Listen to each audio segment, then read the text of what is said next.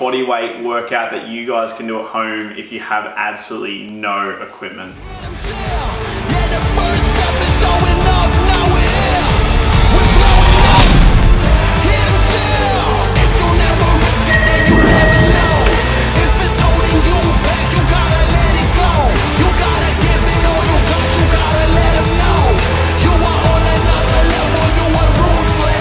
What is going on, guys? Welcome to another video. It is pouring rain here on the Sunshine Coast, so I've decided I'm going to do a little run through of like a body weight workout to help with your racing.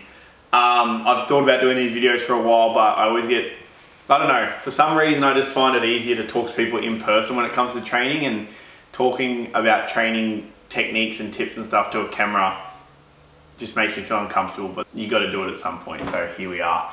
This is basically just to help you guys, give you a little bit of an idea of what you can do when it's raining at home and you can't ride and you're stuck in the house, because you should be able to do this anywhere in your house. We're going to do a little bit of a warm up, and then we're going to keep it to just 3 simple exercises. They're not actually that simple, but we're going to keep it to 3 exercises. Let's get into it.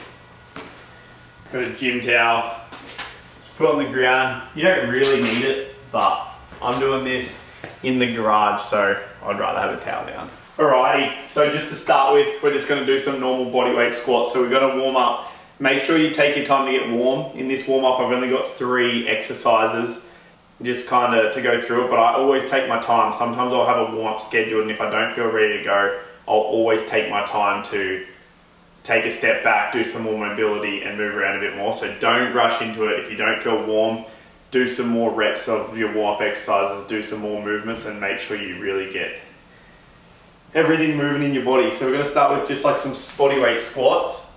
I usually will come into the bottom and twist around and stuff just to really open my body up. You don't have to do that, but sometimes I just do it so I don't feel too tight and stiff.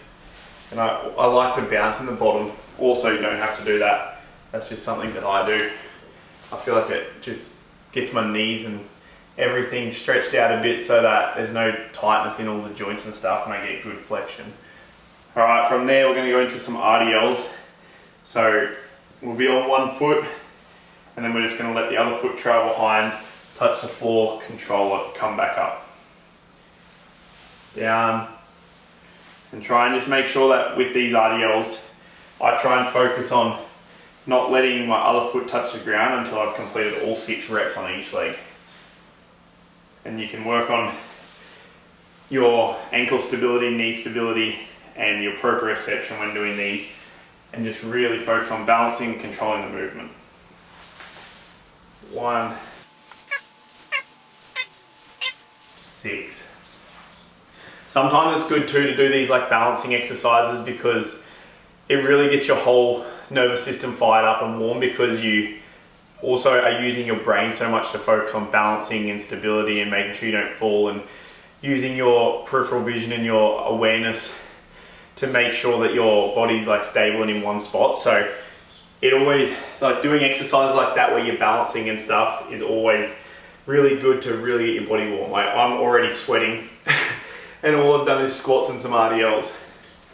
But as a progression as well, always feel free, you can just do normal RDLs like this, just to kind of use your hamstrings, engage your hamstrings, your glutes, and get that hip extension. But that's just a progression that you can use there. Now we're going to go into some, oh this is slippery, towel might not be a good idea. We're going to go into some down dog to prones. So we're going to go like that, and then stretch out.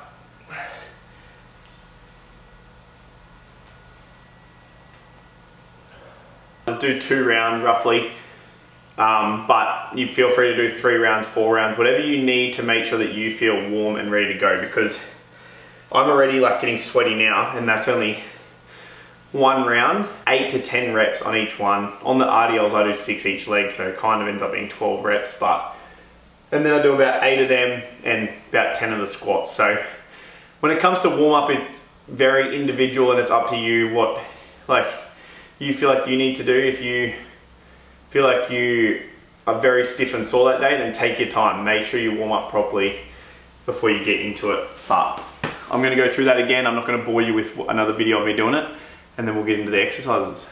Alrighty, so we're going to start with tuck jumps. They're going to be the first exercise. As a progression, if you can't jump and tuck your knees up, you can just do normal squats. So we'll just be feet about shoulder width apart, hands out in front, squat in, bring your glutes through, back up. Push the ground away from you, back up. We'll do about 6 to 8 reps of each exercise. So if you're doing normal squats, 6. The next progression, if you can do a bit more than that, we'll do squat jumps. So it'll be continuous 1, 2, 3, all the way up to your 6 to 8, depending on how you're feeling. And the third progression is going to be tuck jumps. So we're going to jump, bring our knees all the way up into our chest, back through. So it's kind of like a spring, bring your legs through, kind of like a second pedal, and then land, spring back off the ground. So it's going to be like this.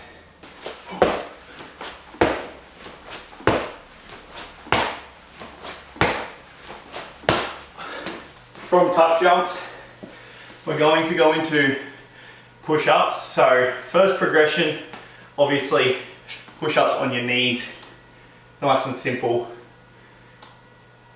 From there, a normal push up.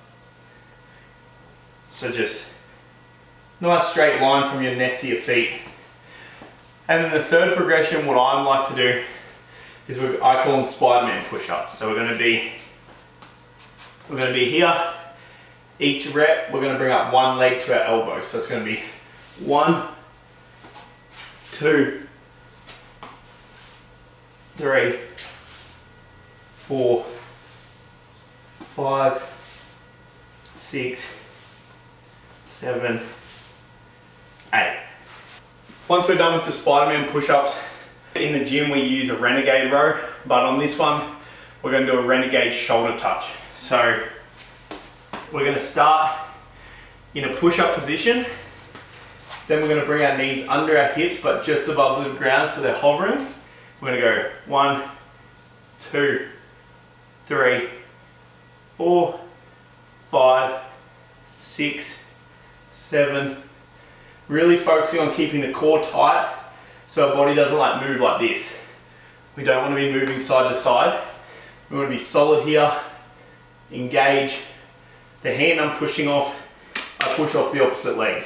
You can do, I think it's easier, is to do a push-up shoulder tap. So you can have your feet a bit wider, your hands closer together, and just do this. Takes a lot less stability without your knee bend to be able to do it. And then if that is a little bit too hard as well, you can start with a plank and lift one foot at a time. I think is a good progression. And that's it. From there, you can go through and repeat that round 3 to 5 times. There's no biggie. Doesn't need to be 5, doesn't need to be 3. There's no exact answer for this BMX training stuff, so it's completely up to you the way that you want to do it, but it's just exercises like this that use a lot more of your body in one movement is a lot more similar to riding a bike. I could very easily say, let's just do squats, let's do sit-ups, let's do push-ups, but when you're doing that stuff, you're isolating a lot of the movement. So it's like the push-ups, you're just focusing on your upper body. Yeah, you got to engage your core, all that stuff, but it doesn't take too much focus. When you bring the Spider-Man aspect into it, you've got to engage a lot more, you've got to balance on one foot, and there's a lot of moving parts, which is how we ride a bike. So to keep it similar to riding a bike, all those moving parts, making your whole body work as one is what will make the difference, which is why those Renegade shoulder taps are so good as well. As soon as you let one hand come off the ground, you've got to engage the opposite leg. You've got to engage your core, your hips, everything to stay stable. And then when that goes down, it shifts to the other side. And when you're on a bike, a lot of movements are happening like this. So it can definitely help a lot with your stability on the bike, your strength on the bike, your strength in different positions, and it helps with your proprioception. So engaging certain parts of your body and knowing where your body is, and you're having body awareness when you're not looking at something and things are going on around you, and you can just react to them and your body knows how to control those movements. So things like that are great. That's it for today. We'll go into some more exercises. If you guys like this video, I'll happily make some more of them. But for now, let's just focus on those 3 movements, use the 3 progressions I gave you, and we'll go from there. So hope you enjoy these, give them a crack, let me know how you go, and I'll see you in the next video.